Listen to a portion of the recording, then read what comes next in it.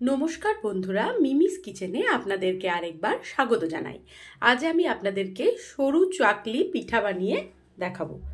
চলুন রেসিপিটি শেয়ার করছি। এই দেখুন, আমি চাল আর বিউলির ডাল ভিজিয়ে রেখেছি। এটা আমি প্রায় 6 ঘন্টা মতন ভিজিয়ে রেখেছি। চাল আমি যে ভাতের চাল সেটাই আমি ইউজ করেছি।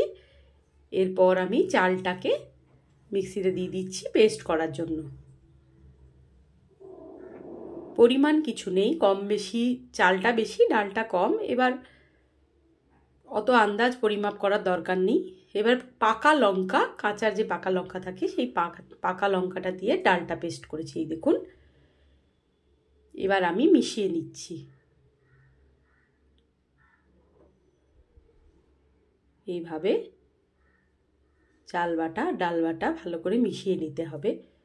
শীতকালে যে কোনো পিঠেই খেতে খুবই ভালো লাগে গুড় দিয়ে, ঝোলা গুড়, পায়েস। এরপর আমি দিয়ে দিলাম আদা বাটা, আর দেব নুন, আন্দাজ মতো নুন, আর দিয়ে দেব মৌরি বাটা। এই দেখুন, এটা দিলে একটা সুন্দর গন্ধ ওঠে। এবার ভালো করে হাত দিয়ে এটাকে আমি মিশিয়ে নেব।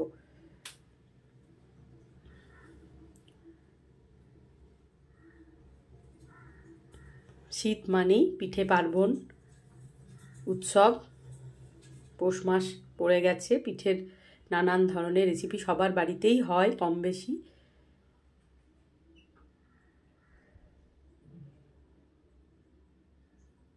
এই দেখুন,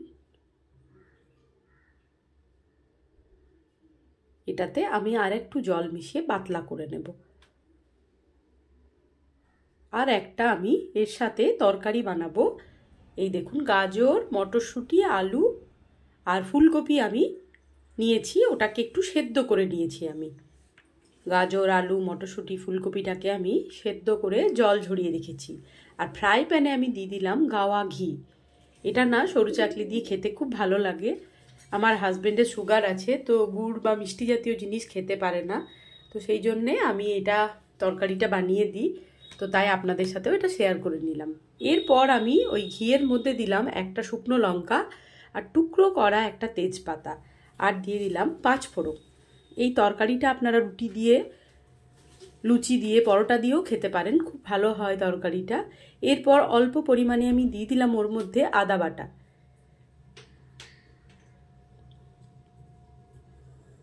তারপরে যেটা দিলাম সেটা হচ্ছে ধনে গুঁড়ো।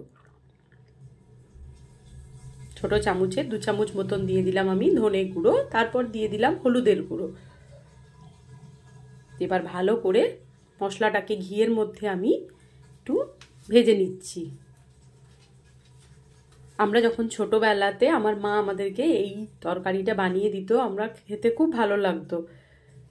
এরপর আমি দিয়ে দিলাম একটা চেরা কাঁচা লঙ্কা। এবার যে সেদ্ধ করে রেখেছি এই যে সবজিগুলো, এবার ওইগুলো আমি এর মধ্যে দিয়ে দেবো। দেখুন, আমি কিন্তু খুব বেশি ঘি দিইনি, অল্পই ঘি দিয়েছি। এবার এটা দিয়ে দিলাম। এবার ভালো করে আমি খুন্তি দিয়ে মশলার সাথে এটাকে মিশিয়ে নেব। আর ওপর থেকে দিয়ে দিলাম আন্দাজ পরিমাণ মতন নুন, আর দিলাম অল্প পরিমাণে চিনি, জাস্ট স্বাদটাকে ব্যালেন্স করার জন্য। দেখুন কি সুন্দর দেখতে লাগছে। এই তরকারিটা আপনার রুটি পরোটার সাথেও বানাতেই পারেন। খুব সুন্দর একটা গন্ধ ওঠে তরকারিটা থেকে, গাওয়া ঘিয়ের যে গন্ধ সেটা খুব ভালো লাগে, খুব সুন্দর লাগে এটা খেতে।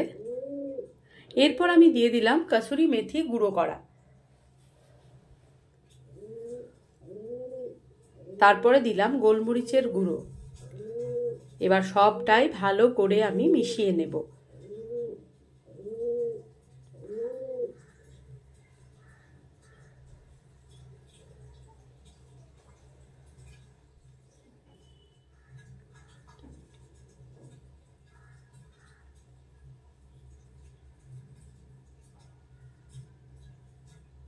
ব্যাস, তরকারিটা আমার হয়ে গেছে। এবার আমি যেটা করব সেটা হচ্ছে আমি এবারে সরু চাকলিটা বানাবো। এই দেখুন আমার যে ব্যাটারটা হয়েছে, এইভাবে পাতলা করে আমি গুলে নিয়েছি। এবার আমি ফ্রাই প্যানটাকে বেশ ভালো মতন গরম করে নিয়েছি, আর বেগুনের যে বোটাটা আছে সেটা আমি সর্ষের তেলে চুবিয়ে এখানে বুলিয়ে নিলাম। এবার আমি একটা বাটিতে করে দিয়ে দিচ্ছি মিশ্রণটা। এই দেখুন এইভাবে ঘুরিয়ে নেব।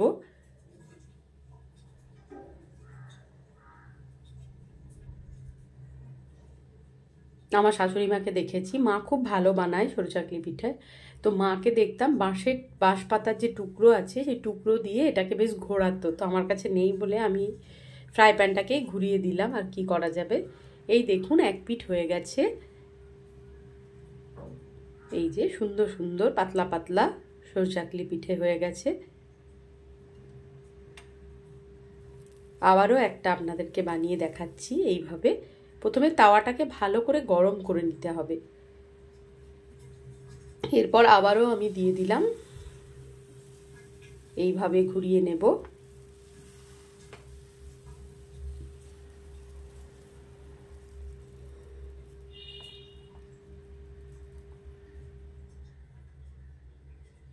ভালো করে গরম হয়ে গেলে দেখবেন নিজের থেকেই উঠে যাবে, কোনো প্রেস করার কোনো দরকার নেই। দেখুন কেমন নিজের থেকেই ছেড়ে যাচ্ছে।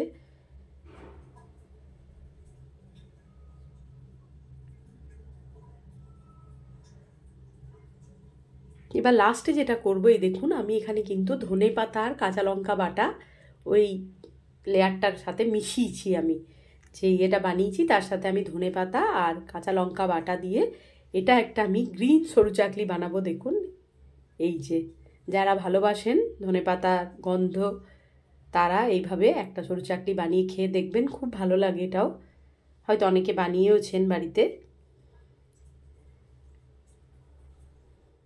এখানটা একটু গ্যাপ হয়ে গেছিলো তাই একটু দিয়ে দিলাম যাতে দেখতে সুন্দর লাগে।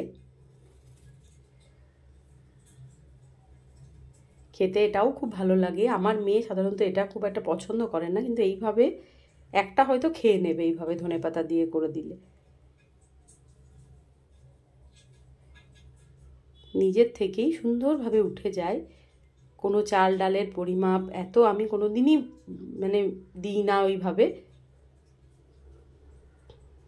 আমার উঠেই যায় সুন্দর সুন্দরভাবে। এই দেখুন